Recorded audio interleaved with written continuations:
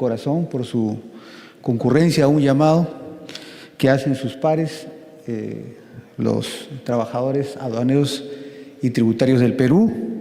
Nuestra solidaridad, sin reticencias ni dudas, con la situación complicada en que una decisión de gobierno está poniendo a lo que vendría a ser la SUNAT de Argentina, que se llama AFIP, y con el decreto que hace unos días nos hemos enterado que está significando la salida de cerca de 3.200 trabajadores de la administración pública de la Argentina.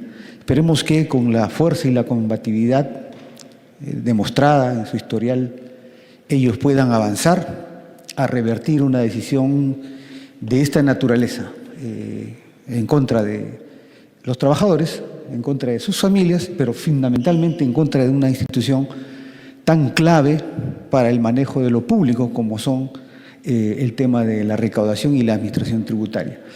Eso de entrada, queridos concurrentes, querida concurrencia, acá, gracias al apoyo audiovisual, nosotros presentamos este proyecto que fue retirado, pero que la necesidad del mismo, a continuación voy a proceder a explicarlo. Fue retirado, es decir, que no está en curso. Fue presentado a otra bancada y nada impide que lo pueda acoger la bancada del congresista Diego Hazán, que con tanto cariño y cordialidad nos ha acogido y a quien agradecemos. Bien, ¿podría ir pasando, por favor?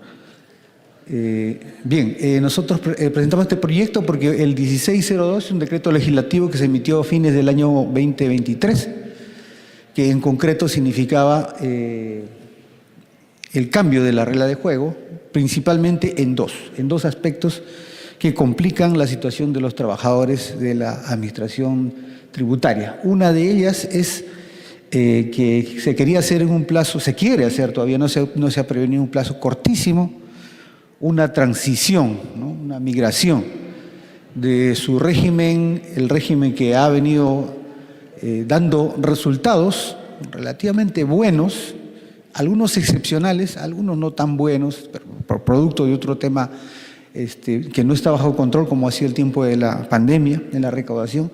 Hemos estado en un estándar saliendo del 8-9% en que inició la reforma de la administración aduanera y tributaria de los 90, pasamos a un espectacular 14, 15%, 16%, 17%, que ha sido hasta el 2021 cerca de 18 puntos porcentuales, que vendría a ser, digamos, porque las cifras pueden variarnos un poco. Los porcentajes de la presión tributaria están expresadas en una fracción de todo el producto de bienes y servicios que produce un país, que es lo que nosotros conocemos como Producto Bruto Interno, ¿no? Que incluye la actividad empresarial también, como no, del Estado, pero también de los privados. Bueno, en países del norte, evidentemente casi todos los países del norte son desarrollados, la presión tributaria está frisando alrededor de 40 a 50 puntos porcentuales. Los países de la OCDE, a la cual el Perú desde el 2014 está intentando ingresar, que es el denominado Club de los Países Ricos, la presión tributaria es de 34 puntos porcentuales. El promedio en América Latina es de 22 puntos. Digamos, no me quiero detener mucho en las fracciones, pero eso es. Es decir, nosotros nos hemos estandarizado entre un 14-15% histórico, ¿no? Salvando los picos que siempre han habido. Quiere decir que de ahí, de ese porcentaje, ha servido para financiar la cuestión pública. O sea, la administración pública, la república, el Estado, como querramos llamar. Los servicios gratuitos que el Estado, por consiguiente, ofrece a la población a través de una sanidad pública, una educación pública, un sistema de seguridad público y una infraestructura también es pública. Cuando hablamos de pública, significa que no lo financia el bolsillo del particular, del ciudadano directo, sino lo financian los tributos, los impuestos. Bien, entonces, el primer efecto que nosotros denotamos es que se estaba afectando, al afectar el régimen laboral de los trabajadores que están detrás de estos logros relativamente constantes, podrían ser espectaculares, pero ya no, eso pasa por por una rearquitectura del modelo de recaudación, que no quiero extenderme por allí, pero sí quiero señalar de que con la resurrección de la ley 30057, lo que con la 1602 significó, implicaba que lo que no se hizo en 10 años desde la vigencia de la ley, se iba a intentar hacer en este año, durante este año, ¿no? Apresurar los procesos de migración, uno de los primeros pasos, no sé si podemos ir avanzando, por favor. Ahí los gráficos nos pueden apoyar un poco. Más adelante, por favor. Sí, bueno, esa es la idea, ¿no? Vulnerar, porque esta norma vulnera derechos fundamentales e incumple el principio de no regresividad. El siguiente, por favor. Esos son antecedentes. ¿Podemos pasar, por favor, más rápido? Eso ya, bueno, esa historia, de alguna manera nos servía para encuadrar en qué punto estábamos del proceso histórico, digamos, de la administración pública. La INAP, ese es uno de los últimos que recordamos, los que estamos por lo menos en determinada edad. Más adelante, por favor. Más adelante.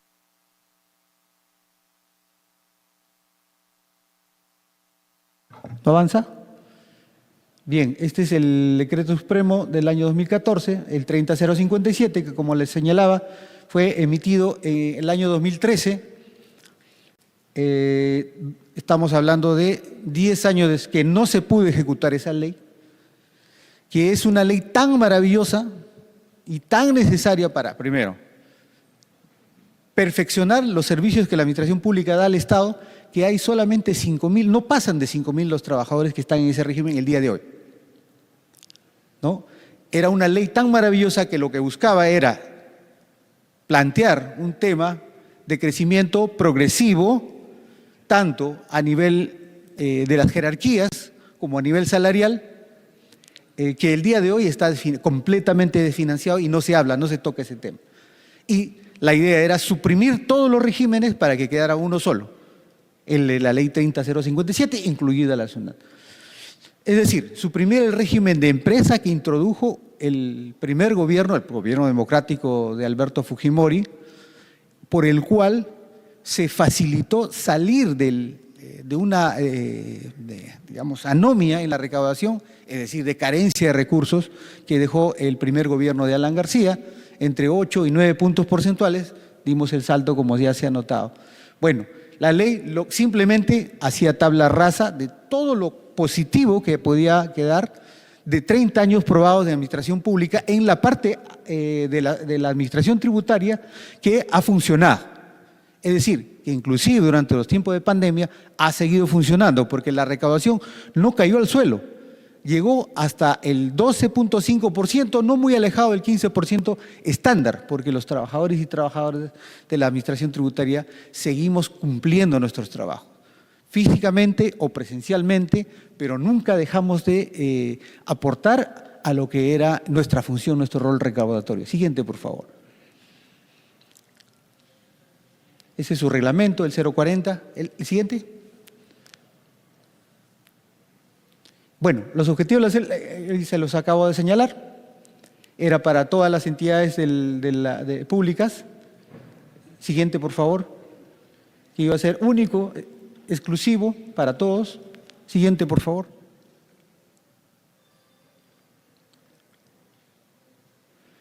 Bueno, la idea era que se mejorara, pues, ¿no?, la administración pública, el servicio que prestamos los servidores públicos, y que simultáneamente promoviera una mejor calidad y un desarrollo de las personas que forman parte del servicio público. Siguiente, por favor.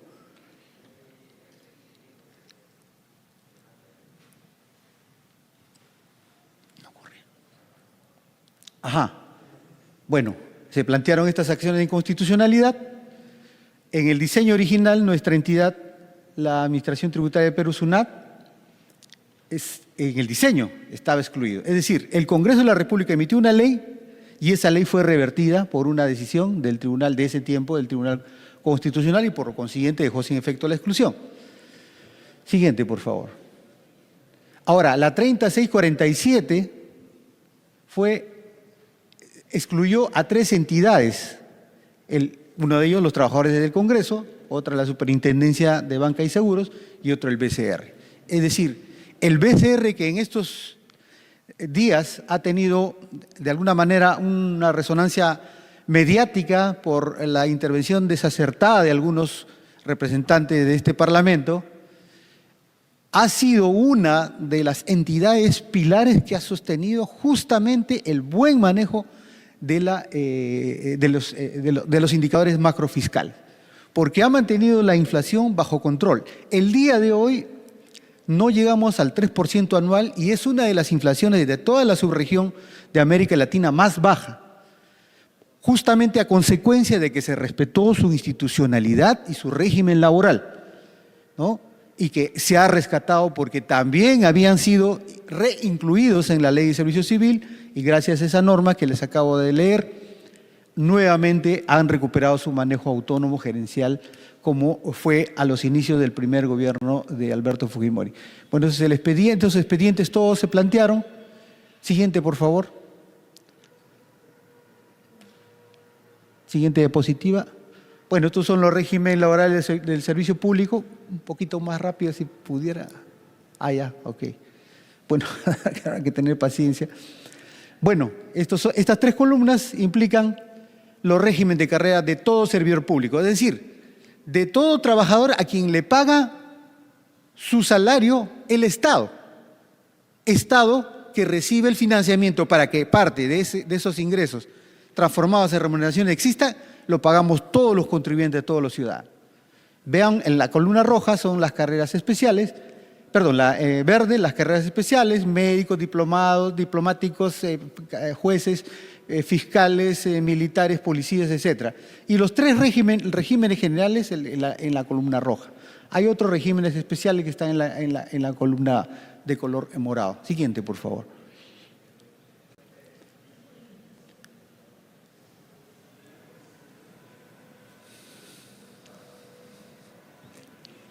Bueno, aquí tenemos la 040, que es el reglamento de la Ley 30057, que establece todo este conjunto de introducción. Es un libro 1, libro 2, habla de todo lo que concierne a lo que es un régimen laboral en línea, digamos, como la 276 y la 728. El siguiente, por favor. Bueno. Aquí tenemos el tema del tránsito de la entidad. Una vez que la entidad migra, es decir, abandona su régimen de origen, en el caso de la SUNAT, su régimen 728, queda expedito para poder llamar a los trabajadores a esa migración. Supuestamente no es forzosa y es libre, pero toda la entidad ya es 30057. Es decir, si el trabajador quiere tener progresividad, incrementos salariales, un mejor, digamos, desenvolvimiento laboral, tendría que por lo menos tentar en los concursos internos su posibilidad de ingresar al nuevo régimen. Por aquí creo que vemos mejor. Siguiente, por favor. Bueno, ahí estamos en la etapa del mapeo de puestos, ya debe terminar en el cuadro de puesto de la entidad. Una vez que esas columnas que vimos en color rojo estén listas, ya se ofrecen simplemente. Estamos en esa etapa. Primera etapa, la primera fase, la de tránsito de la entidad y la segunda de los servidores al régimen. Primero es la etapa de análisis situacional, la de la reorganización, que es la segunda etapa que no hemos entrado, esperemos no entrar, y después se valorizan los puestos por la entidad pública. Siguiente, por favor.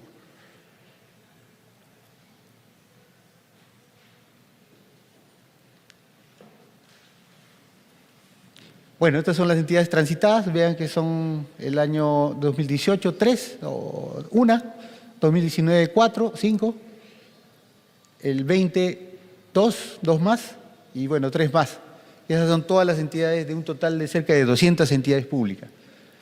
Este decreto legislativo, el 1602, que está en comentario, contra el cual nosotros estamos directamente en oposición, primero por la defensa de nuestra estabilidad laboral, porque inserta una evaluación punitiva. Las evaluaciones ya las conocemos los trabajadores de la SUNAT, son absolutamente subjetivas y no garantizan nada respecto de la verdad del rendimiento de los trabajadores.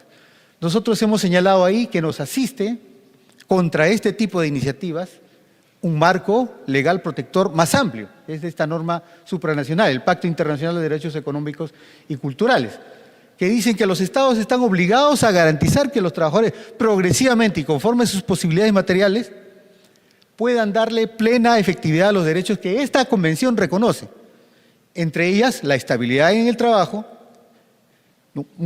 Hagamos un paréntesis respecto de los trabajadores que justificadamente o digamos con razón, objetivamente, incurren en actos contrarios a lo que es la buena fe laboral, ¿no? Eso no entra acá. Estamos hablando de los trabajadores que cumplen su trabajo y se esfuerzan día a día por dar mejores resultados como parte de su desempeño. Bueno, la Convención dice, otro instrumento, la Convención Americana sobre Derechos Humanos, constriñe a los estados que son suscriptores o son partes a que logre progresivamente la efectividad de los derechos. El Protocolo de San Salvador habla también en esa misma línea en la medida de que los recursos vayan llegando. Si tienes recursos, entonces anda avanzando en lograr un carácter progresivo para que los derechos que están en el papel se vayan transformando en reales, en derechos materiales efectivos. Siguiente, por favor.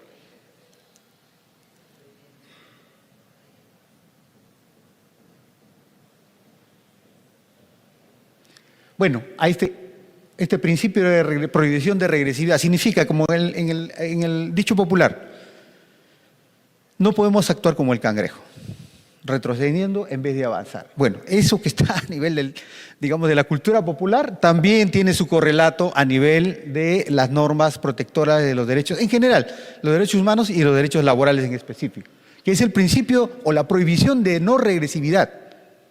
O sea, lo que ya mejoraste no puedes empeorar, ¿no? Y si quieres o puedes, estás en una obligación material, cuestiones de epidemias, bueno, hemos tenido una epidemia, sin embargo no se han retrocedido en derechos, situaciones cataclísmicas, podría ser, pero tienes que justificarlas, ¿no? Situaciones que no se dan todos los días, ni siquiera todas las décadas, que son cada 100, 200 años. Bueno, el traslado. Este es el plazo original, este plazo se ha seguido alargando, ahora nosotros tenemos en el mes de noviembre, acá en una semana y pico, ya el inicio del traslado al régimen. Esta preocupación y las carreras especiales ya aparentemente, según este cronograma, estarían en la primera etapa, ¿no? Con el inicio del proceso de tránsito. Ajá. Siguiente, por favor.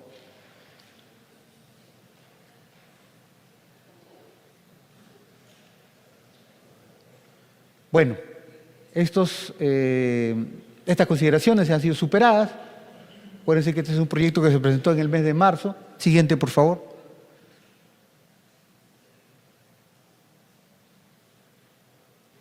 Bueno, acá se introduce la evaluación punitiva con esta norma, el decreto legislativo 1025, que fue emitida más o menos un par de años antes de la ley 30057, que establece justamente eso. Yo te voy a evaluar 1, 2 veces. Si no rindes, chau.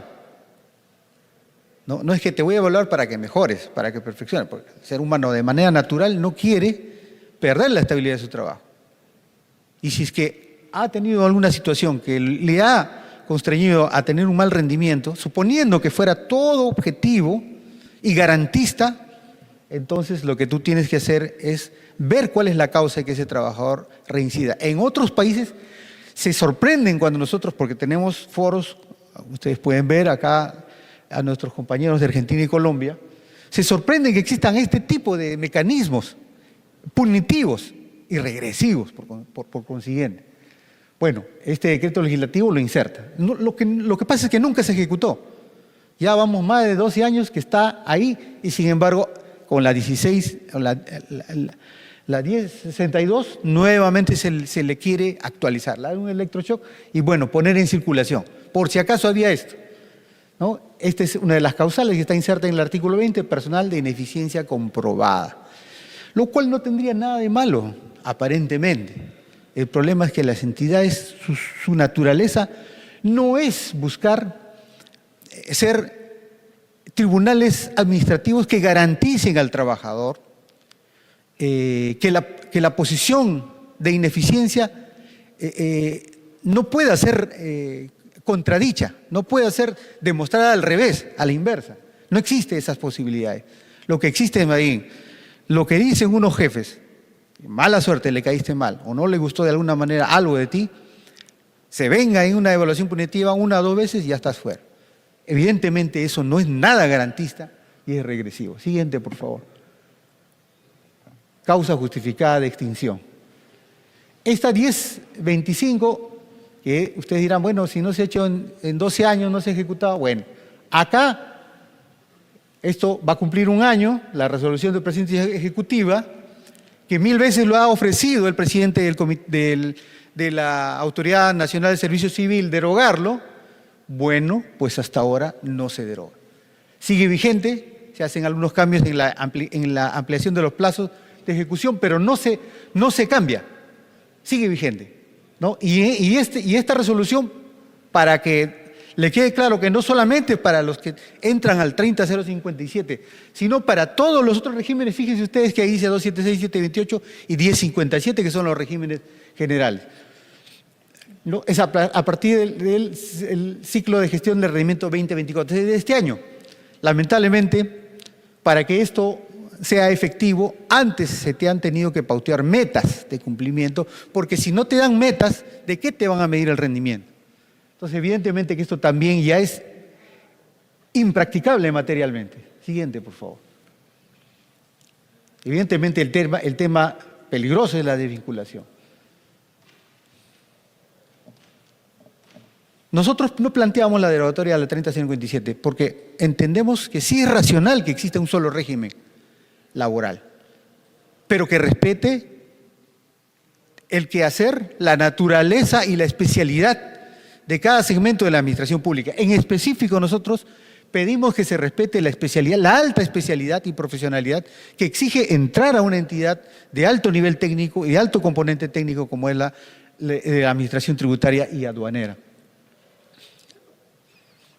Bueno, esta es algo que planteamos en la modificación, que no se empleen prácticas o reglas regresivas para el traslado y que se garantice que se va a respetar la igualdad remunerativa, los beneficios sociales y todo el historial alcanzado por el trabajador. Porque la 1062 lo que quiere es hacer un corte y ignorar todo el historial positivo, porque sigues trabajando, la experiencia y arrancar de cero con otros servidores que evidentemente se someten a concurso como tú.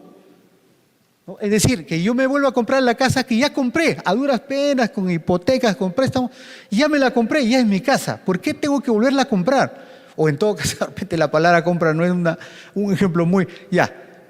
digamos, que yo ingresé a la universidad y vuelva a postular para volver a estudiar en la universidad, o que yo ya me titulé y vuelva a rendir mi examen de sustentación o presente mi tesis para obtener el título profesional. Eso no es racional.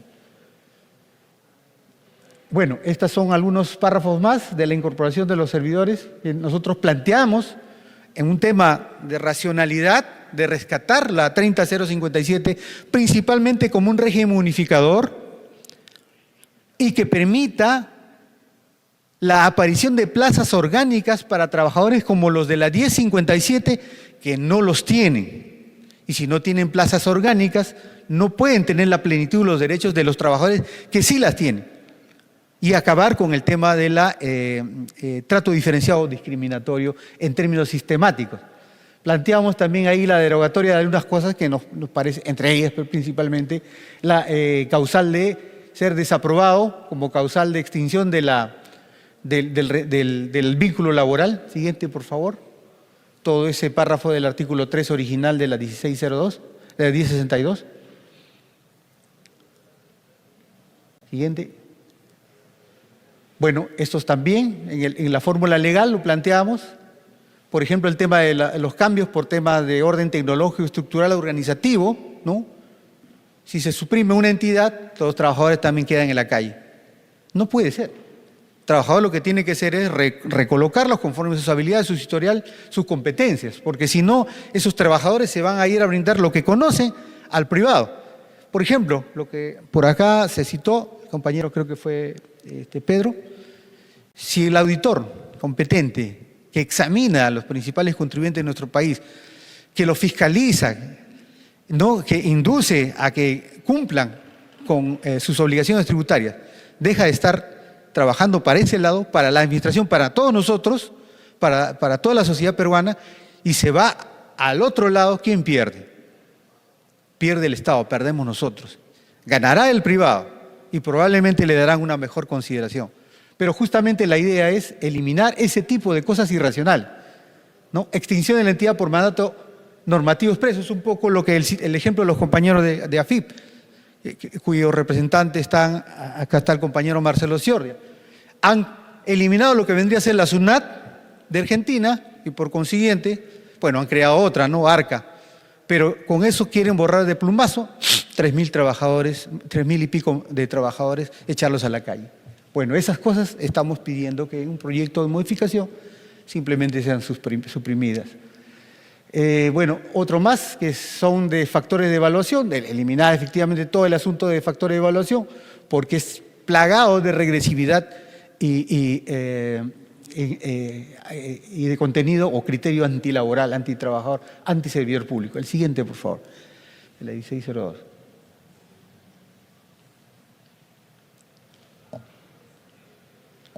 Bueno, deróguese también esas normas que tienen que ver con el traslado. El traslado sí se puede dar, que se dé, pero no se puede pretender hacerlo en un lapso, en menos de un año, lo que no se ha hecho en 10 años. Se tiene que hacer de manera racional, porque no se trata simplemente de mover los muebles de una sala. Se trata de las vidas y las familias de esos trabajadores.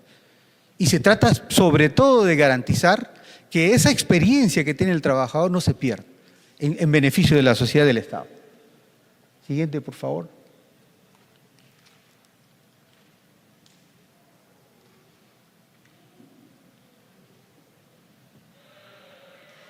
Bueno, en esta parte sí planteamos derogatorias, ¿no? Estos artículos que tienen que ver con la reubicación de puestos, ¿no? Siguiente, por favor.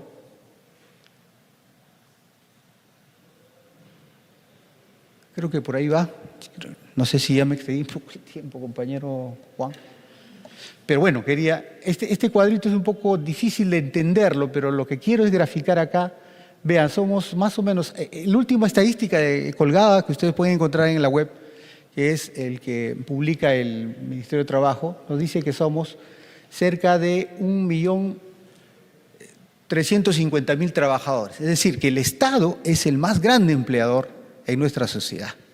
Ahora, ¿cómo está desagregada? Ahí están todos los regímenes en la columna en gris, el lado izquierdo, de los cuales lo que quiero graficar es el de la 30057. Ven ustedes arriba en rojito, 728, son cerca de 160.000 trabajadores, dice.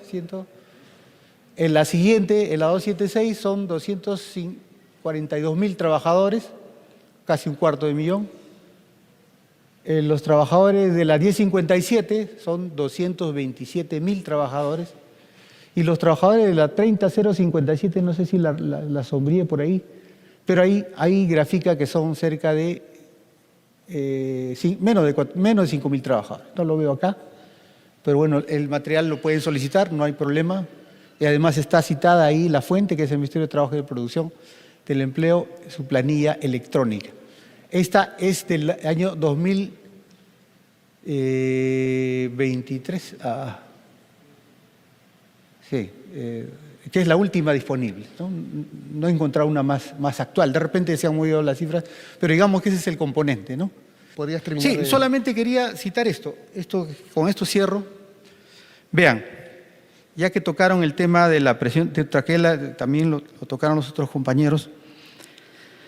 La presión tributaria entre el 2000 y 2021 en nuestro país, promedio, es aproximadamente 18 puntos porcentuales, que es la mitad de los países de la OCDE, en ese mismo periodo.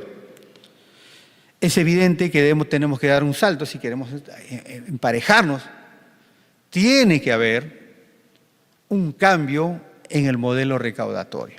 Ahora, ¿qué significará eso? La palabra inmediata es reforma tributaria. Ahora, que puede asustar a algunos, puede que no, siempre y cuando la reforma tributaria no signifique pues empobrecimiento, sino más bien la posibilidad que el Estado devuelva a la sociedad esos ingresos en forma de servicios.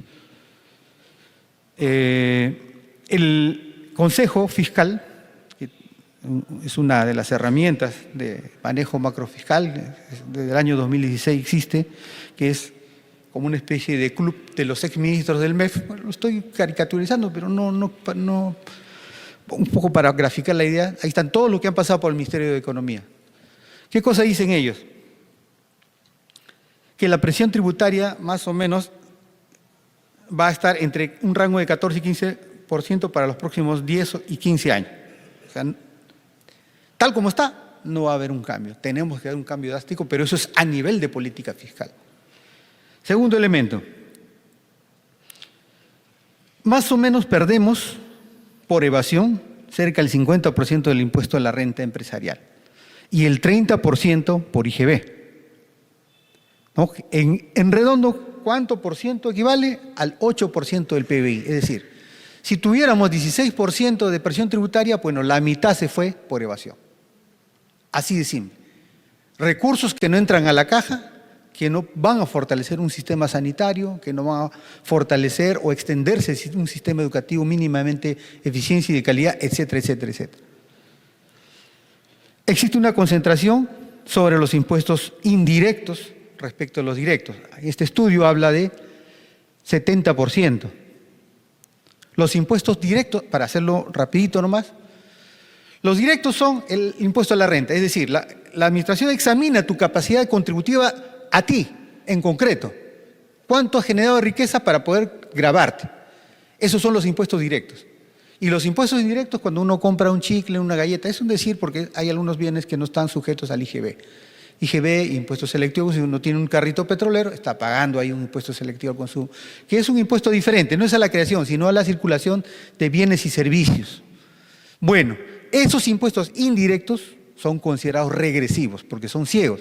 No examinan tu capacidad real para contribuir, no miran la fortaleza de tus espaldas para poder afrontar la carga de sostener el Estado, la cosa pública.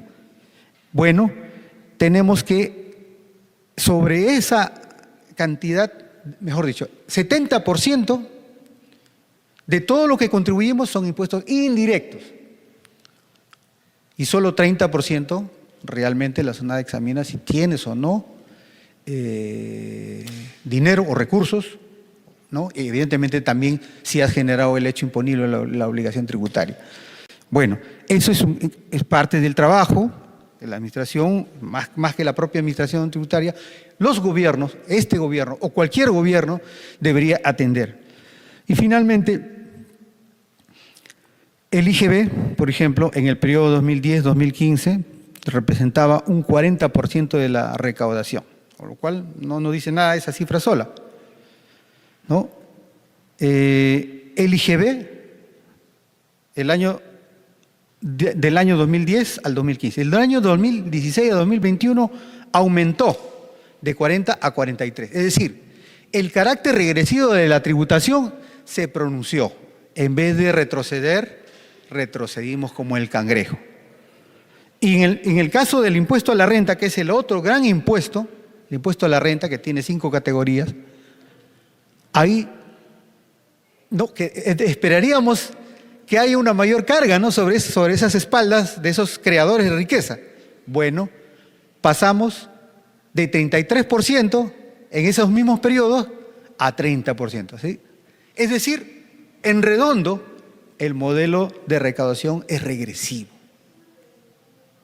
No vamos a poder salir del encasillado 14-15% del Producto Interno con esa regla. Evidentemente eso escapa a los trabajadores y a la administración. Entonces es un tema de diseño de política fiscal que usualmente corresponde a los gobiernos. Y bueno, la torta de la cereza, 200 beneficios tributarios. Beneficios tributarios son, por ejemplo, la indemnización, la exoneración, las devoluciones. Ha salido un documento, unos reglamentos sobre el drawback, que baja, antes era el 8%, bajó a 5%, a 3%, creo que ahora al 1%. El drawback simplemente es impuesto que te devuelven, digamos, sin ningún asidero con la realidad, porque tú exportaste bienes que habías antes importado. Es decir, que lo que tratan es de no cargarte los tributos para que tu actividad económica sea competitiva. Bueno, por ejemplo, la devolución de impuestos a la exportación, ya sea por tributos aduaneros o por tributos internos, la llamamos el IGB renta, bueno, eso es un beneficio tributario. Abilio, Y el redondo, con eso sí, la organización nos está... Es un 2%, son 20.000 millones de soles no recaudados, que también es parte del trabajo de revisar a nuestras entidades. Gracias, compañero. Gracias. Gracias, Abilio Minaya, muy didáctica tu exposición.